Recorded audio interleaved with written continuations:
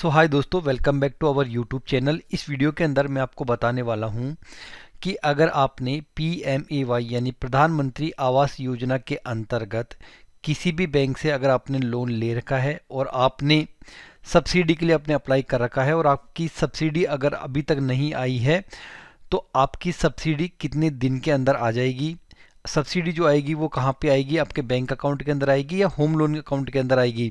साथ में आप अपना कैसे स्टेटस चेक कर सकते हैं कि आपकी सब्सिडी का स्टेटस क्या है। वो बातें सारी प्रैक्टिकली आपके साथ में इस वीडियो के अंदर शेयर करने वाला हूं।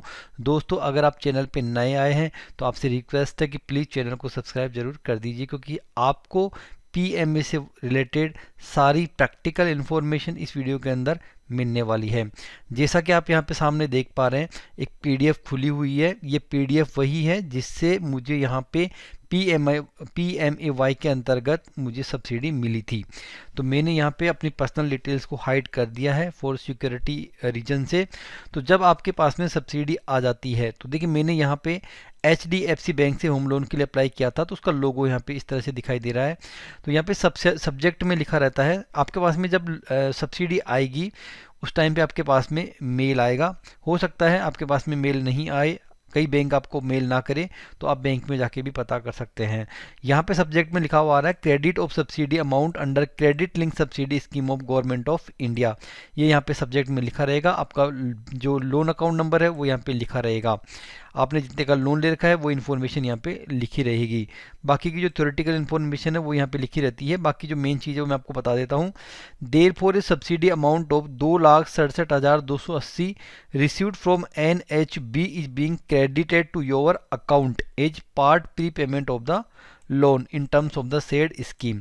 यानी कि 2,67,280 रुपये की जो सब्सिडी है वो NHB नेशनल हाउसिंग बैंकिंग जो है सब्सिडी प्रोवाइड करता है, उसकी तरफ से बैंक को रिसीव हो गई है और यहाँ पे बैंक अकाउंट के अंदर यहाँ पे क्रेडिट कर दी गई है। तो जो सब्सिडी क्रेडिट की जाएगी वो आपके बैंक अकाउंट के अंदर क्रेडिट नहीं की जाएगी। आपका जो होम लोन का अकाउंट है उसके अंदर आपकी सब्सिडी को ट्रांसफ़र कर दिया जाएगा ऑटोमेटिकली। आपको कुछ भी नहीं करना है।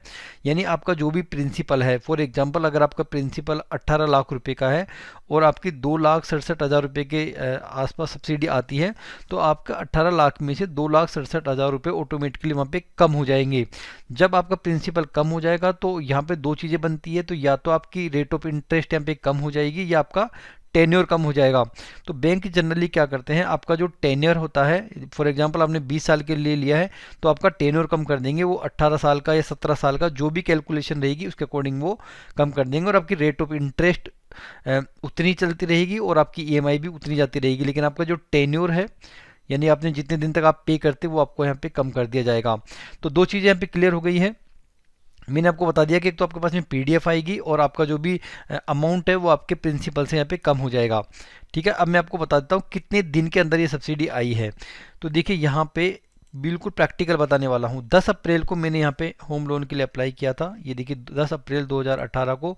उसके बाद में मेरी यहाँ पे जो भी किस्तें जा रही थी वो जा रही हैं यहाँ पे।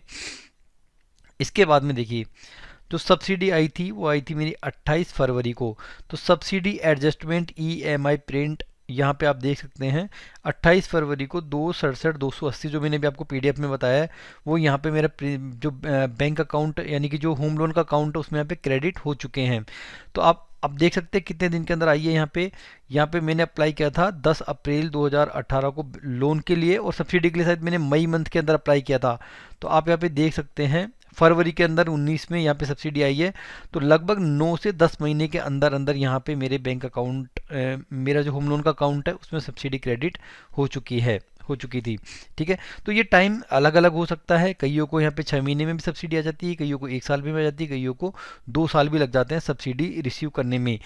तो डिपेंड करता है बैंक के ऊपर या फिर जो भी फाइनेंस यानी कि जो NHB है वो कितने दिन के अंदर बैंक को सब्सिडी देती है। कई वजह से कई बार क्या होता है, फंड नहीं होता है तो वहाँ पे जिसकी वजह से भी आपकी सब्सिडी रोक दी जाती है, बैंक के पास नहीं आती है। कई बार क्या होता है, बैंक की तरफ से आपके डॉक्यूमेंट को आगे प्रोसेस नहीं किया जाता है, तब भी सब्सिडी रोक दी जाती है। तो आप ये कर सकते हैं, अगर आपकी सब्सिडी अभी तक नहीं आई है तो आप बैंक जाके कह सकते हैं कि आप अपनी तरफ से फॉर्मेलिटीज़ पूरी करके वहाँ पर आप NHB को जो भी डॉक्यूमेंट्स है आपके सब्सिडी से रिलेटेड जो वो मांगते हैं वो आपको एनएचबी को सबमिट कर देना है। वो आपका जो बैंक है वो सबमिट करेगा, आप नहीं करेंगे, आपके बिहाफ पे बैंक सबमिट कर देगा।